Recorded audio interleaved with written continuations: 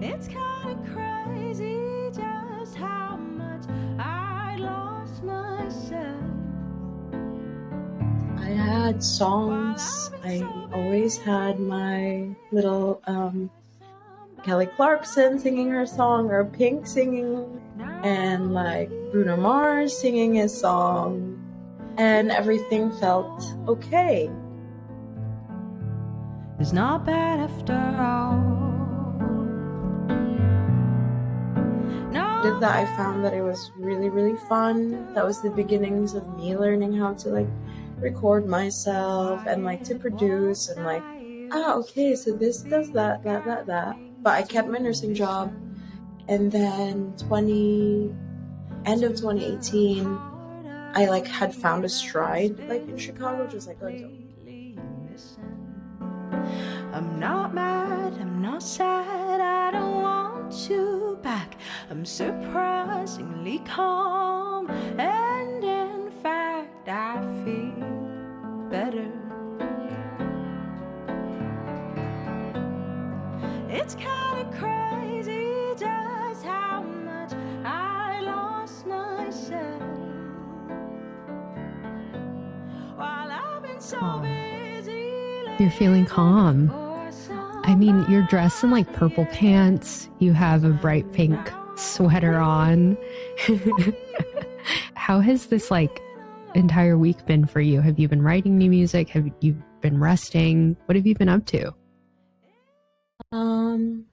I feel that time has become very slippery, and I'm losing grasp, and my feet are slippery, and the floor is moving, and everything is flying around, and I'm just trying to like grab as much as I can. What does that mean for you? Like, the ground is moving, the floor is slippery, I'm trying to grab on as much as I can. It feels so busy, I guess, and like so many things to do, but also like so many new fun opportunities. And it's like, I think managing the balance of like saying yes, like understanding that yes comes with like energy, you know? And I feel that I'm learning like what priorities are. I can't just like say yes to anything and everything. And with that, because I'm learning, I like trip and I fall and I do the same thing again. And there's the part of me that gets angry at that. But you know, you keep trying, because what else are you gonna do?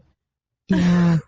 It's hilarious to me because I feel like, correct me if I'm wrong, but I think as an artist, you start to create and craft music and perform because it's one of the reason why a lot of people, from my experience, get into artistry is music and creativity is one way to express yourself in ways that you couldn't otherwise say in words. Because being able to express yourself in a really fluid way is hard to do without like something creative. And so now that more opportunities are coming your way and you're getting more chances to speak about the craft and the art, is it overwhelming to have to rehash your process, to have to like say yes to more opportunities?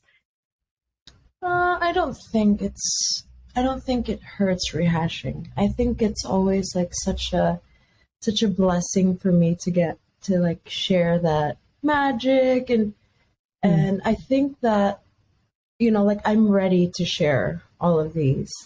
There was a different point in my life where maybe I was just like sitting on these songs, but I wasn't quite ready to share them, maybe because it felt like I was rehashing it or something. But yeah, I feel like I'm ready to share this and find connection in that. Yeah. And see what that phase is. Yeah. For people who don't know who you are a music artist. You are extremely open about writing about your parents' separation, your own breakups, like losing yourself in a relationship and then forgetting a sense of identity. And so I've noticed that a lot of your songs have a very simple melody, but they have so much soul to it, where I wonder if that was your intention. Because whenever I listen to your music, like the opening of one of your songs is "It's Kind of Crazy Just How Much I Lost Myself." That is something you hear a lot in conversations with friends, but the way that you sing it, the melody is nuanced. And so tell me about the writing process for you, because you talk about sitting with the music, but I'm wondering what that looks like for you day to day when you're crafting a song, when you're writing something, when things are coming out of your life and you're reflecting on them. You know, I really like that question, by the way. That's so sweet. Yeah. But I think that there are days where songs just come out of me, and because of, you know, like literally what I'm going through or I'm feeling in the moment. And when those days come, I make sure that I remember that song. And it just so happened that I was just at home and off, and there was a keyboard just ready to be played. And around that time I was like listening to, like, I think it was like around the pandemic time, but I was like listening to late 70s songs, like by the Carpenters and Roberta Flack and Simon and Garfunkel, you know, so it's like in that world. And so I was like learning to play these different chords, because before that I was just like C, A minor. Now I'm like G minor 7. Flavorful. Yes, and like and also like finding my voice, and so so this was the first song that I feel like I found a voice, or my voice, but I feel comfortable singing in this. And the words just kind of fell out of my mouth because of, I was observing my parents' divorce and how you lose yourself, and that's a big part of your identity, especially if you've been together for a good time. And then you get to be by yourself, and then, maybe you realize that it's not bad after all by yourself, and maybe she's cool. And I love what you just said about that song was one of the first songs where I feel like I found my voice, because there's so much irony in that, like writing about your parents' separation. But I like to believe that there's beauty that comes out of the suffering, because it's almost like it unveils a part of you that you didn't know existed. So tell me about that discovery of finding your voice as an artist, because one of the things we both share is we both aren't from the United States, but we immigrated from the Philippines to the US. And so I feel like you saying that it took you a while to find your voice, there's a deeper story behind that. Can you unpack that for me? These are the best questions. Thank you. These are like journal prompts. Here we go. Yeah. I'm going to open my heart now.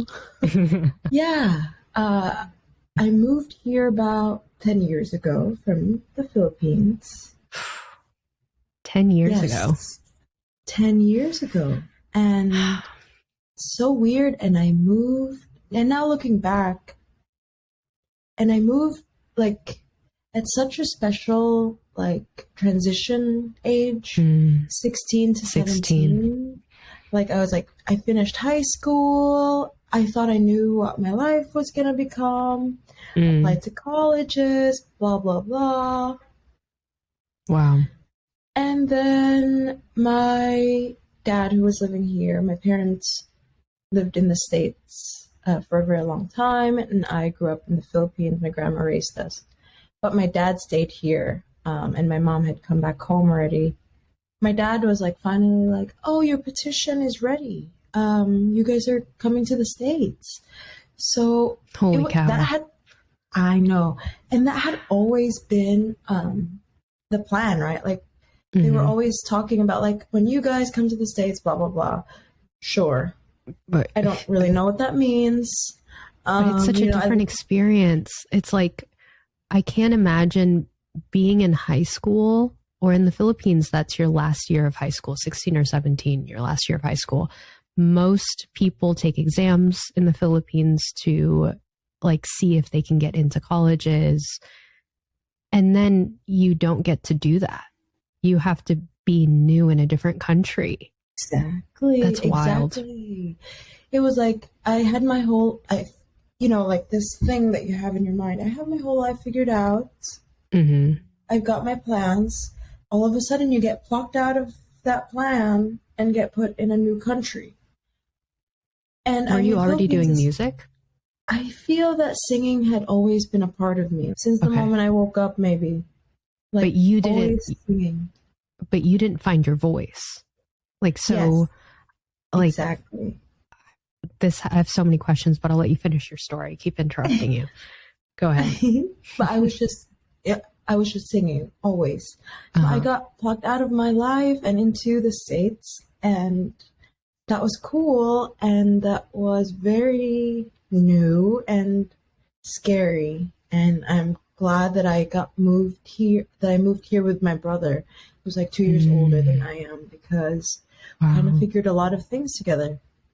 But a part of that was, now looking back, I see how quickly I assimilated and had to like get rid of like so many things I feel that made me stick out. Like I feel like I had to like assimilate quickly to be in the society, which is kind of weird to say. What was the first thing that you noticed was different about you? I mean, even just I don't know, like I guess like even the roads are like very big and open, and like and McDonald's is like only $1. Yeah, I don't know. I feel like when people asked me at that time, when like the first year, say like people would ask like, how do you like it here? Like, is it very different? And I would say, no, it's very the same. And now looking back, I'm like, what were you thinking? That was culture shock. But I was so ready to like get in it and like, let's go. Yeah. And now like maybe like last year or so, I started to wake up and like remember that kid that I left maybe before I left, and connecting the now self to that self, and yeah, like slowly healing something in me that I feel had been torn from the moving and from the suddenness of it.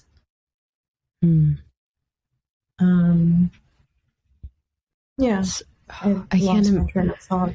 No, you're good. I think that you losing your train of thought allows me to ask this follow-up question for you, because I remember being 5, moving to Los Angeles, and the first thing I noticed was that I looked different from the other children. And when you're in the Philippines, everyone talks the same, everyone looks the same, everyone sort of thinks the same.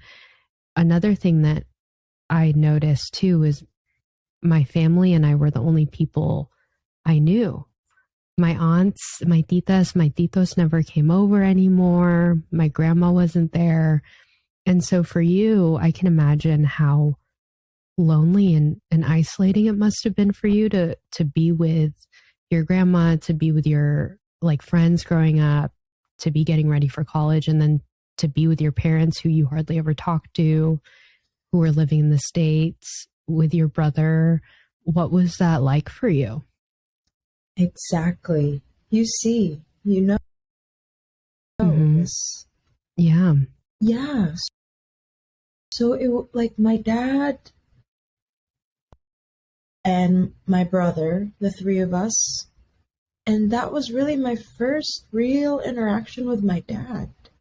It's like meeting a new, he's visited in the Philippines before, but it's always short, and like, you don't really get to know your parent like that because it's a vacation. And this was the first time that I was like interacting with my father, and it was his first time interacting with his kids. So it was this like learning thing, but also that you're growing up, like I'm growing up, going through 16, 17, 18. Those are hard years just personally, but also like learning about being in America and like learning your parents. Mm-hmm.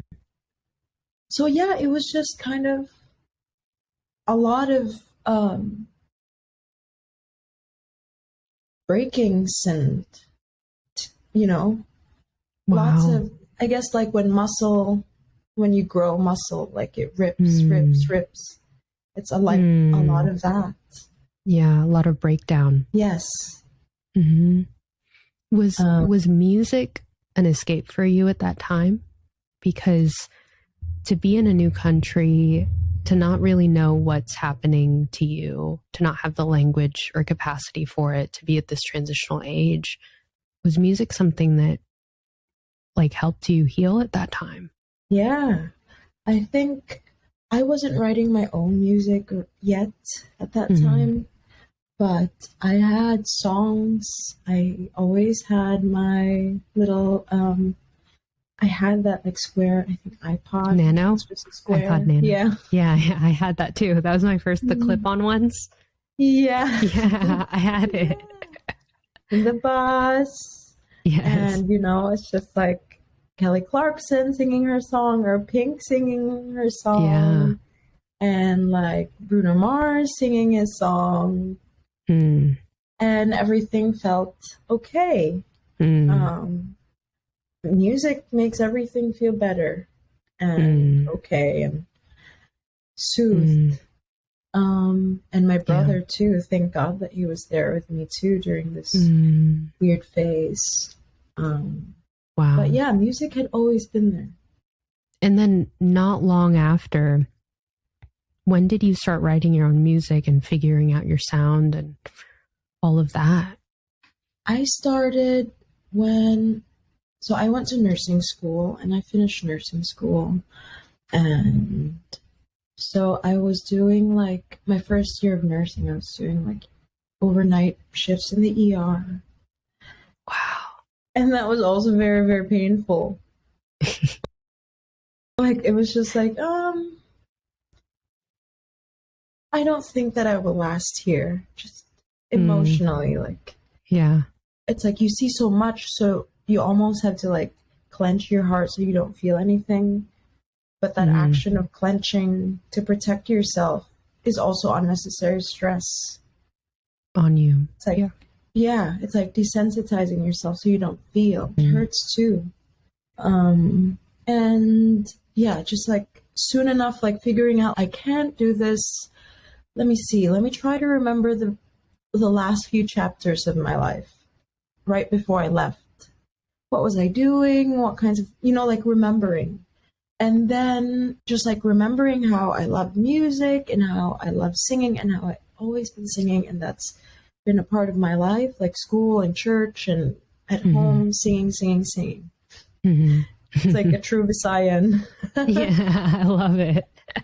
My grandpa is from Bisaya. And then my dad is from Holosolo and my mom is from Lawag City. So my grandpa, before he died, I remember he had a very like Visayan accent. Yeah. Yeah. Yeah. I was reading from a book that like a prehistoric Philippines and basically it's like a recording of documents and things like that. But they've described Visayans that they're always singing. The only time they're not singing is when they're asleep or sick. Yeah. I love that. It's just like melody.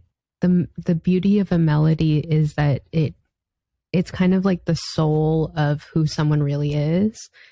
And was your family musically oriented? Were you raised where like 70s music was always blaring on? Or was that innate for you? I think being in the Philippines, music is such a giant part, Yes. right? Like, yeah. Say you have your own iPods or your phones, walk, walk, walk, and then you ride the Jeep, and the Jeep will always have some kind of, pop tunes, like really loud. Yeah. And then you go and, it's like very prominent. And then in your quiet time, there's a radio playing from over there, or you're singing yourself. It's always there. But my grandma also just loved music. Our house was made of concrete, so we would draw with like Crayolas. Like the wall was filled with that, and like my grandma would like be cleaning the house, and like Diana Ross is playing. Or, like, I love Hopelessly that. Devoted to You. Yes. And she's like singing, and she would tell me like, "Oh, I used to have such a good voice, but I think that cold water ruined it." And, and even then, I knew that was like a lie. yeah, I don't think that. Okay, but I'm a little afraid of cold water. Can I tell you a story? Yeah. When I was growing up, so my grandma moved into our house. So it was just the four of us for a really long time. And then when I was 15, I was really hard to raise. And so my grandma moved from Loag City, Philippines, to Los Angeles, California to help raise me. And she was in her late 60s, early 70s when she moved into our home. And I taught her eventually how to use an iPhone, because being at home for a long time makes you bored. But when she didn't have an iPhone, she would just sit on the couch after she was done cleaning, and she would just start singing Ilocano love songs. And then there's something about like music and the Filipino people that I feel like it's our way of saying like, this is just who we are. This is like, and there's something so beautiful too about like 70s and 80s songs, where I was raised on that type of culture. And going back to like your creative expression, your album covers have a very 70s-esque like design, and the way that you express it in color, and the way that it's like the beat is just really like disco meets like modern contemporary music. It's like Billie Eilish meets Diana Ross, Is that correct? I love that. I'll take it. Yeah. So I feel like we're dancing around the question here, where I feel like everyone who's listening to you wants to figure out, okay, you were a nurse for your first year, and then you knew that you wanted to do music. You looked back at the chapters of your life in the Philippines. When did you bite the bullet and start writing your own music, creating your own songs, performing them on stages? So I had moved out from my parents' house and moved into Chicago, and moved into an apartment, had two roommates, and just started to I think that I saw the movie Begin Again. That's a good one. I remember that was a really great day, because that inspired me to call off. Call off from your nursing job in the ER that you didn't like. I called off, and I felt like the sun just like started to shine on your shoulders. Yeah, shine on my shadowy spirit, and just like, and so I called off, and that day I was brave enough to like open my laptop and connect things, my keyboard and laptop, and like, play with sounds, and maybe like just say random lyrics, like I played that day basically. And the more that I did that, I found that it was really, really fun. That was the beginnings of me learning how to like record myself and like to produce, and just like, okay, so this does that. But I kept my nursing job, And then end of 2018, I like had found a stride like in Chicago, just like going to open mics and like started Wow. to share my little songs. And I didn't even call myself, my real name's Bailey. So I went through like different stages. Like the first artist name when I was in Chicago and like I released like some songs. It was like Lemonade Pie. Lemonade pie. And then what was the other one? And then the second is Bailey, which is just my real name. Yeah. And then my favorite one is Lotti. My favorite one and the most recent one. I love it. I mean, I feel like Lotti fits you because it's fun, it's playful, it's artist-ish, like, you know. Yeah. I feel like myself with Lotti. And I think that Bailey, like, you know, it's all like a personal issue. I feel like I'm sure it would have been fine if I. But then the weird thing is I found these songs and all this music like in the Lotti era. Like maybe not Bad After All is Bailey, but you know, I was like in that transition phase where I felt different, needed to change something, and then the name Lotti just kind of came to me, and I loved it. And then when did you move back to Los Angeles? Because you were doing open mic nights in Chicago. When did you make the move back? To 2019. So January of 2019, moved to Los Angeles. I had a boyfriend then. He moved here first, and then when I moved, we lived in the same house together. And that's my most recent breakup. So our whole, like my whole LA life was kind of like in that home. So 2019 until like last year was when we broke Ended up. Things. So yeah, 2019, and I guess it's 2023 now. Wow. Yeah.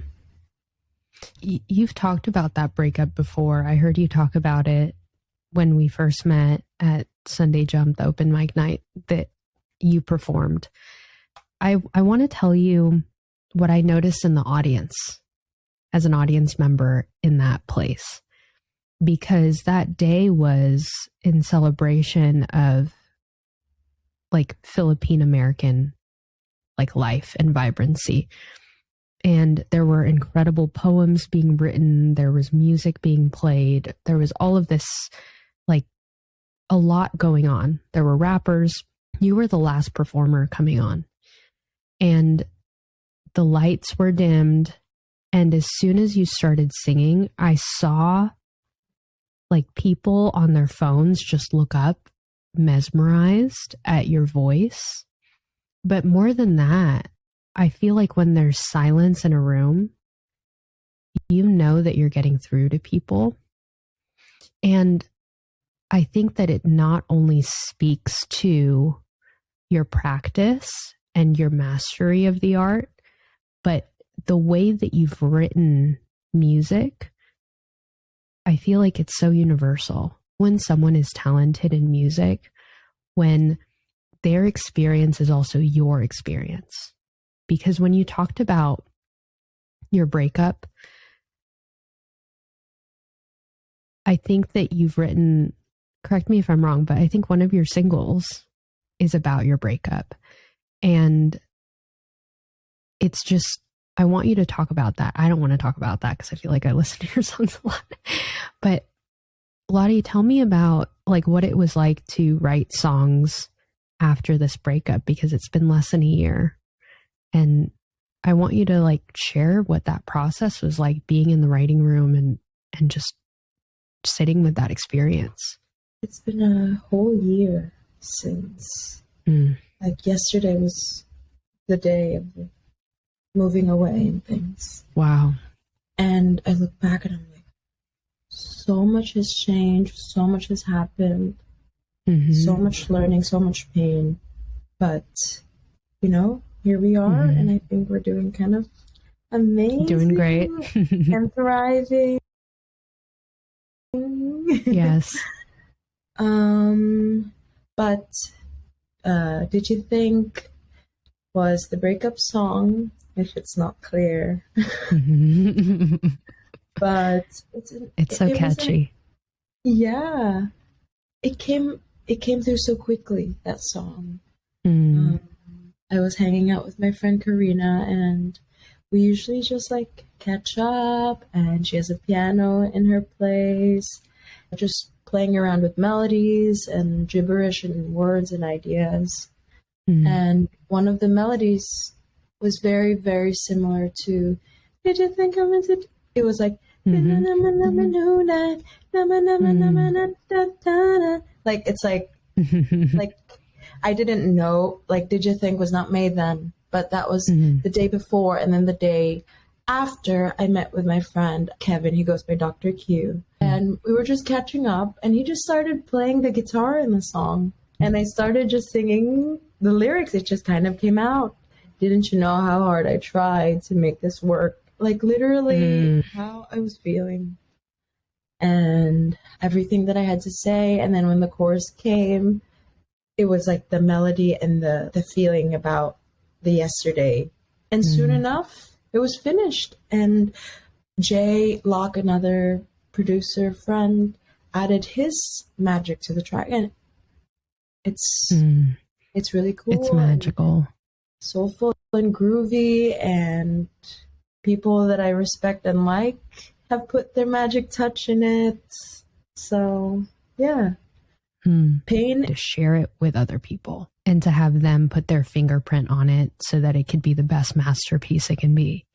Going into the 5th season of Yellow Chair Collective, this podcast, we talk a lot about mental health. But since the pandemic, I've noticed that I've developed such a sensitivity to human interaction. I don't know if you have.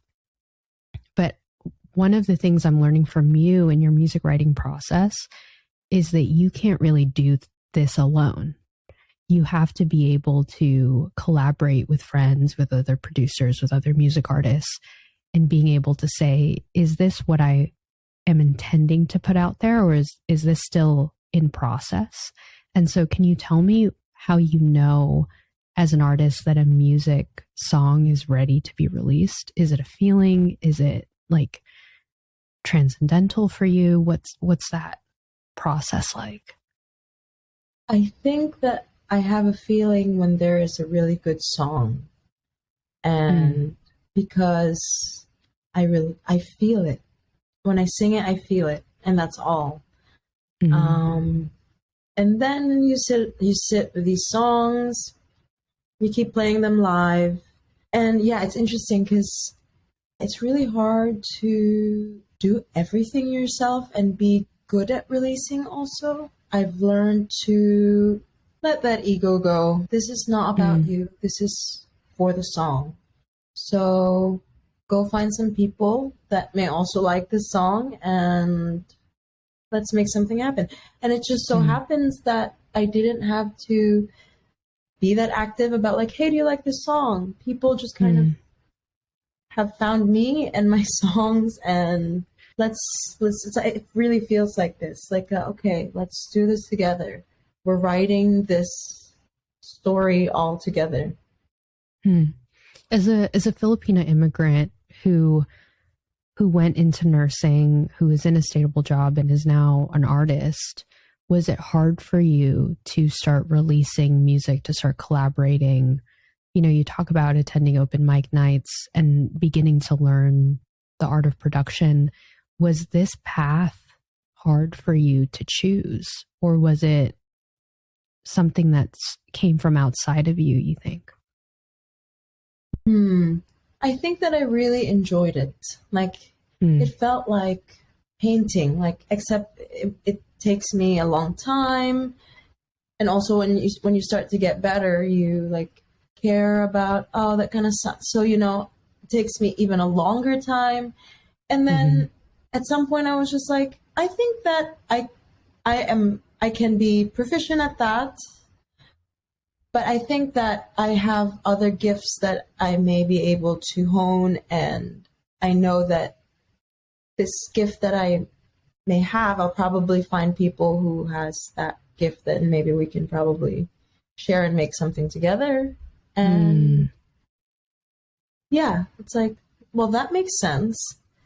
And then stepping into that and just like, this is me and this is what I can be good at. And this is you and this is what you're amazing at. All right. Yeah. Is music a way, because you've talked about your breakup, you've talked about your parents' separation, with the song, you know, Did You Think? You talked about like Not Bad After All. Is music a way for you to say things that are always on your heart as a form of healing? Or is it a closed chapter? Is it both? Like you saying goodbye to that part of your life, that piece of your life? It's definitely my way of getting through it. And some pains need many songs. And some pains only require one song. That's deep. That's very poetic. No wonder why you're a music writer and an artist. Did you always know that was like some pains take many songs? Or did that come as a product of the suffering? I think that I'm just figuring that out now. That I guess when you asked through it, it's like yeah, I guess it's like there is a void, and every song there's a layer of healing. There's a layer of color painted back into the void, and another song, and it requires a lot of healing. Some of these pains. I've never heard it described in that way. Like a song puts color to the void. Yes. Wow. Because I picture now, as a fellow creative, like when we go through sadness or when we go through pain, it almost feels like a vortex is in our souls. And whenever I do podcasts, it's like something starts to happen to me where I notice that there's a piece of me being expressed that I haven't been able to express before. Like my curiosity is normal. My ability to take information and to summarize it and to have you say it, it's almost like an art to me. And so when you describe music, I resonate with that, because I think the art of asking a question is almost the same way. It's like being able to put texture and color into something that was once a source of pain. Yeah. Yeah. You're listening. Mm-hmm. You're very here. Mm-hmm. Yeah. Thank you. I heard, who did I hear say this? I heard Lauren Daigle say this in an interview she did with Zane Lowe on Apple Music. She said that she noticed that there was a difference between an artist and a creative. And she said that she leaned more towards artistry than she did creativity. And so how she explains it is like this. A creative is someone who is able to write the song, produce it, and put it out there very quickly. They know the structure behind it, the tools behind it. Creation is almost like a tool to the art. Artistry is driven by human connection and observation, where putting out a song might take the artist longer because they're the type of person that drives a car, passes something beautiful, and they have to stop at the beautiful thing, interact with that beautiful thing, be submerged in that beautiful thing to create a song. How she describes a creative and artist is like Taylor Swift is the creative. She's almost able to take from things and go boom, boom, boom, put out, right? Whereas Lauren Daigle talks about how it takes her 5 years to release an album because she has to be in it and process through it. What type of artist do you think you are? Yeah, I guess the through it. The artist. Yeah. And I think that because I'm like very independent artist right now. It's like I'm thankful for that process because it gets me to see the cycle and phases.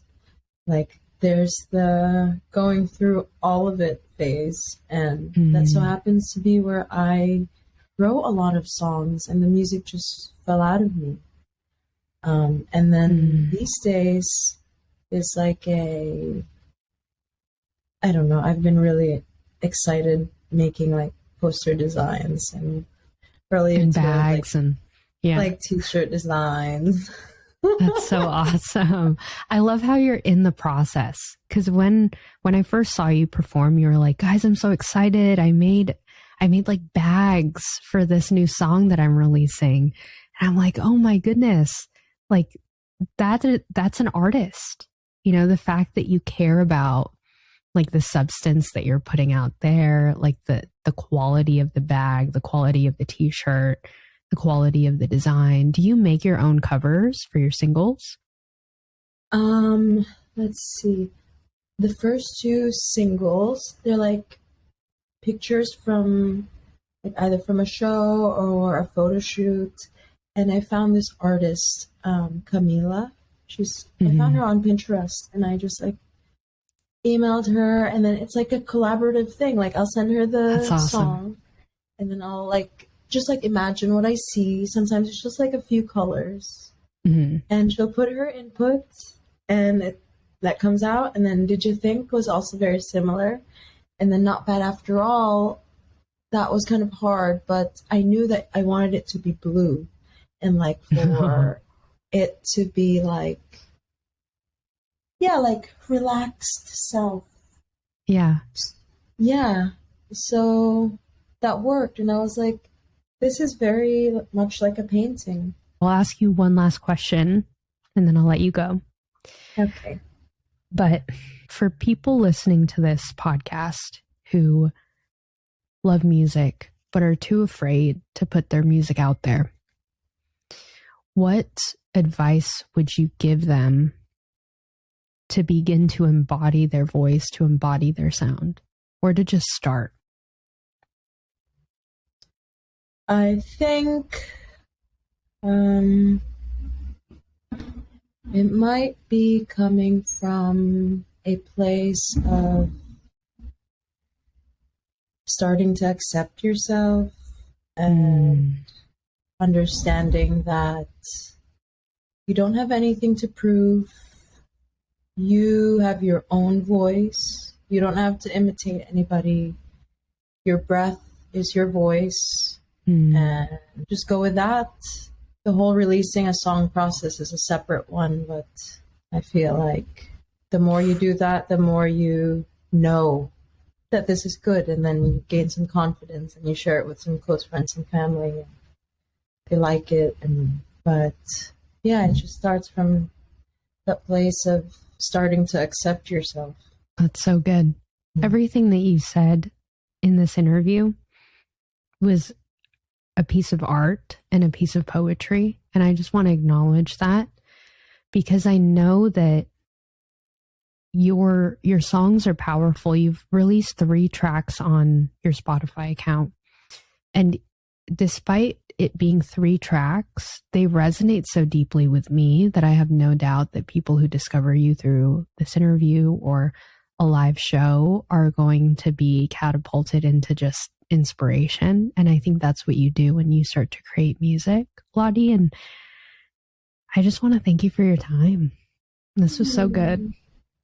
Thank you. This was so good. Thank you for being so good at asking. And yeah, I've never thought of these answers before. So I feel like I found some soft answers in this interview for myself. That's awesome.